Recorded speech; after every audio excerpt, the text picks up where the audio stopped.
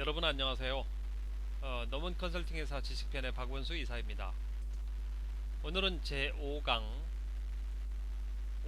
주제로는 여러분이 쓰시는 학위 논문은 레포트와 어떻게 다른가, 이것을 강의하는 시간을 갖도록 하겠습니다. 여러분, 지난번에도 설명드렸지만 논문은 레포트를 길게 단어 수를 채워서 많이 늘려놓으면 그게 논문일까요? 이상하죠. 그쵸? 레포트는 말 그대로 어떤 현상을 잘 정리해서 보고하는 것, 그것은 레포트라고 합니다. 신문 기자들을 우리가 레포터라고 하죠. 가서 어떤 사건이 있을 때 그 사건이 어떻게 일어나고 있었는지 현상 있는 그대로를 잘 설명해주면 그건 레포터로서 충분히 역할을 합니다. 그렇지만 우리한테 요구하는 것은 학위 논문에서는 그보다 더 깊은 수준의 지적인 발전에 기여할 수 있는 이런 수준의 것들을 요구를 합니다. 물론 석사 다르고 박사 다릅니다. 석사에서는 보다 정확한 연구 방법론을 얼마나 참신한 아이디어를 가지고 연구를 하셨는지를 평가하는 데 중점을 둔다면, 박사 논문에서는 정말 지성사에 큰 의미를 가질 수 있는 이런 지식을 발굴한 것을 평가를 받습니다.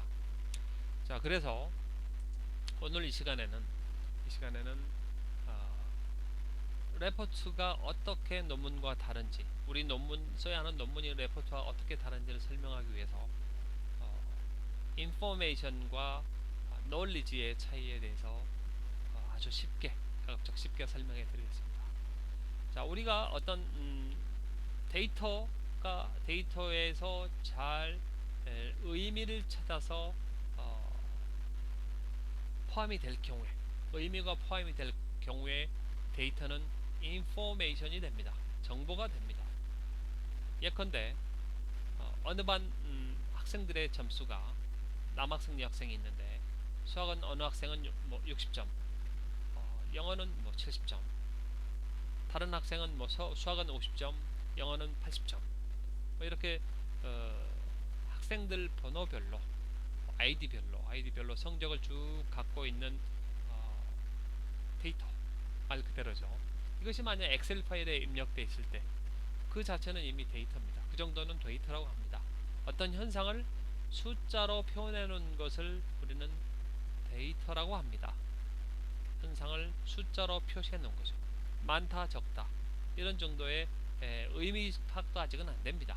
의미 자체는 없는 겁니다, 현재까지는. 그러나 만약에 여기서 미닝이 포함될 경우에, 데이터에 미닝이 포함될 경우에 거기는 인포메이션의 지위를 획득하게 됩니다. 예컨대 조금 아까 사례로 보여드렸던 어느 클래스의 남학생들의 평균 성적, 여학생들의 평균 수학 성적, 이렇게 따졌더니 남학생들의 수학 성적은 평균 70점이었고 여학생들은 60점이었다. 그래서 남학생과 여학생들 간의 수학 성적 평균 차이는 10점이었다. 이런 의미가 들어간 거죠. 그렇죠?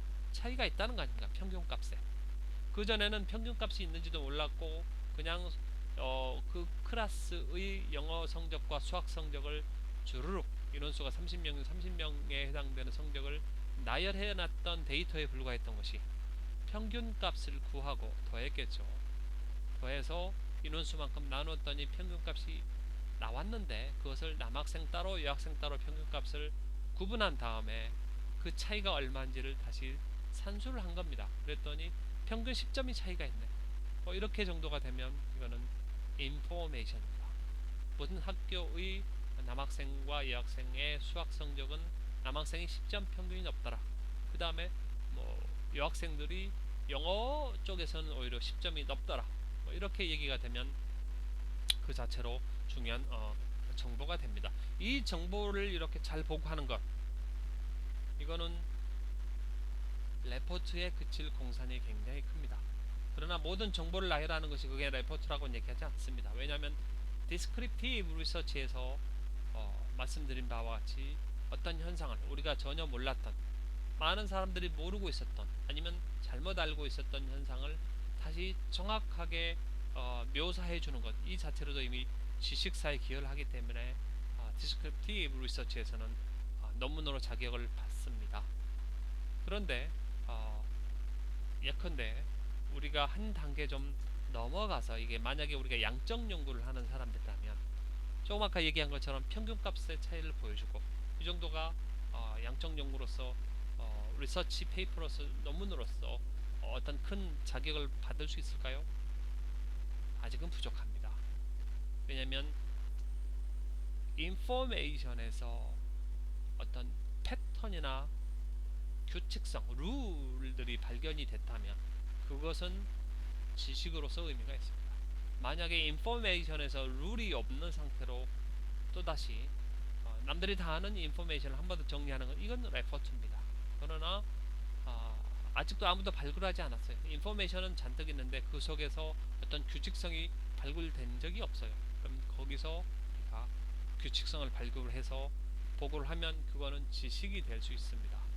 자, 그래서 그때부터는 지식의 자리를 얻는데요. 아까 그 남학생과 여학생의 수학 성적 차이, 여학생과 남학생의 영어 성적 차이, 평균 성적 차이를 정보가 있었다고 말씀드린 것을 이렇게 얘기해 볼까요? 사회적 성차, 사회적 역할에 따른 성별 차이가 우리 인류사에 오랫동안 있었지요. 남자들은 밖에서 사냥하고, 그렇죠, 체렵하고 뭐 이런 활동들을 인류 초기에 굉장히 오랫동안 많이 했단 말이죠. 그 다음에 여성들은 아이를 양육하고 집안에서 홈메이킹을 하고 집을 가꾸고, 그렇죠, 중요한 일을 하시는 거죠. 이런 역할들을 중심으로 오랫동안 젠더의 역할이 달랐었죠. 이런 차이가 남학생들의 수학 성적 차이로 오지 않았을까, 이런 의구심을 갖고 주장한 연구가 있었다 손칩시다. 만약에 그것이 어느 정도 검증되고 받아들이신다면 바로 소셜 롤 오브 젠더, 성별 사회적 역할이죠. 역할 차이가 원인이 되어서 그 요것으로 인해서 남학생들이 수학이 좀 더 점수가 높다는 규칙성이 발견되었다. 이것이 동양에서도 그렇고 서양에서도 그렇고 유럽에서도 그렇고 아시아에서도 그렇고, 아니면 뭐 100년 전도 그렇고 현재도 그렇고, 뭐 이런 식의 그 시간과 공간을 초월하는 일정한 규칙성이 발견이 된다면 이거는 지식으로서 자격을 얻게 되는 것입니다. 말씀드린 것처럼 남자들은 공간에 관련된 지능들이 좀 더 발전해서 우리 유전인자에 이렇게 내재되어 있는 것으로 주장을 합니다. 그쪽 연구들을 보면은요. 그래서 한 가지 일에 좀 더 집중하려고 하고, 특히 수학 문제들이 도형 문제나 이런 문제들 보면 이 공간과 관련된 문제들이 많다고 합니다. 그래서 남학생들이 다소 유리한 것이지, 뭐 남학생들이 뭐 우월하거나 뭐 이렇게 설명할 수는 없다는 것이죠. 그런 것에 좀 더 익숙해 있고, 그러다 보니까 그것은 오히려 그대로 수학 문제가 만약에 그런 거 중시로 하면 성적인 차별을 가져올 수 있는 이런 문제라고 교육학에서는 얘기합니다. 성차라고 얘기합니다. 성차가 가급적이면 없도록 이렇게 그 조정하고 하는 것이 매우 중요한 이슈이기도 합니다. 교육학에서. 반대로 또 하나의 규칙성을 발견해서 지식으로서 이제 자격을 얻는 예를 들어보면, 똑같은 독립변수입니다. Social Role of Gender.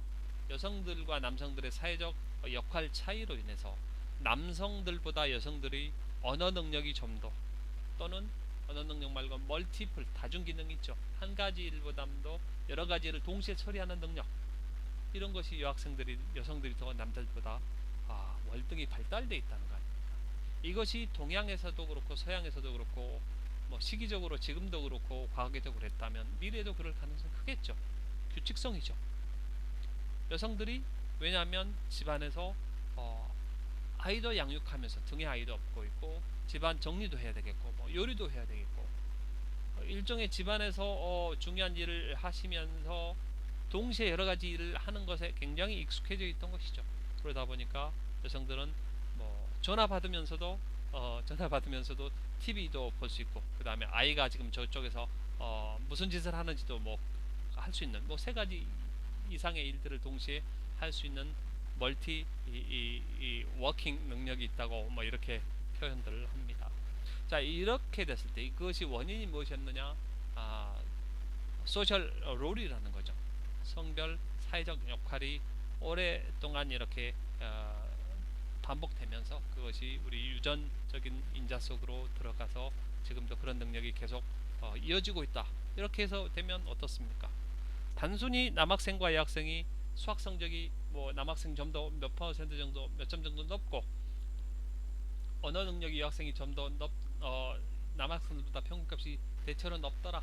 뭐 이렇게 보고하는 것이 자칫 어, 레포트로 끝날 공산이 있었다면, 지금은 그런 차이가 어떤 중요한 원인으로 인해서 동양이든 서양이든 100년 전이든 200년 전이든 지금이든 이렇게 일정한 패턴으로 보여지는 것을 우리가 발굴하면 그거는 지식으로서 자리를 예, 자격을 얻을 수 있습니다. 그래서 중요한 것은 지식은 논리지는 인포메이션에서 룰이 포함 추가됐을 때, 그럴 경우에 우리는 어, 지식이 있다, 그런 연구를 해서 여러분께서 학위 논문에다 제출을 한다면 굉장히 중요한 박사 논문으로서도 그리고 석사 논문으로서 훌륭한 논문이 되겠죠. 어, 제가 좀 조금만 몇 가지를 좀 더 사례를 들어서 설명을 했으면 좋겠지만 시간 관계상 우선 이 정도로 좀 해야 될 것 같습니다. 이 정도로 해야 하고, 다음 시간에는 어떻게 연구 주제를 잡을 것인지, 지금까지 수업이 기본적인 워밍업이죠. 일종의 연구 주제를 본격적으로 발굴하기 전에서 우리가 기본적으로 조심해야 될 부분들, 개념들을 몇 가지만 설명했다면, 다음 시간부터는 실질적으로 여러분께서 논문 주제를 어떻게 잡고, 그 다음에 티어리 파트에서는 어떻게 해야 되고 무엇을 조심해야 되고 이런 것들을 계속 이어가겠습니다. 그래서 여러분께 실질적인 도움이 될 수 있도록 강의를 준비하겠습니다. 오늘 강의 수고하셨습니다. 감사합니다.